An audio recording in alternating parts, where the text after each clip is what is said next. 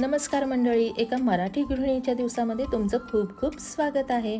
आज आहे शनिवार. शनिवार म्हणजे आमच्या घरात 4 गोष्टी फिक्स: क्लिनिंग, शॉपिंग, बाहेर फिरणं आणि कुकिंग. मागच्या शनिवारी मी डान्स करत होते, तर यावेळी क्लिनिंग करता करता नवरोबांचा डान्स मात्र व्हायरल झाला.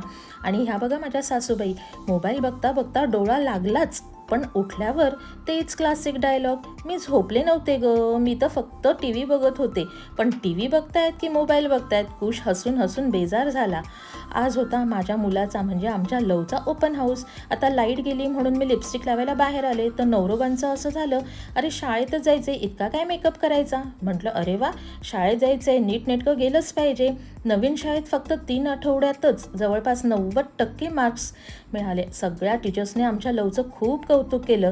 ते पाहून शाळा बदलण्याचा निर्णय अगदी योग्य होता असं मनापासून वाटलं. नंतर मग पुढे लगेच आम्ही आमच्या आहोंच्या ऑफिसमध्ये गेलो. बऱ्याच दिवसांनी आज त्यांच्या ऑफिसचं दर्शन घेतलं. तिथे गेल्याबरोबर माझं जे सगळ्यात पहिलं काम असं ते म्हणजे कॉफी घेणं. दुपारी जेवायला काही वेळ मिळाला नव्हता म्हणून मी लंच बॉक्स पॅक करून आणला होता.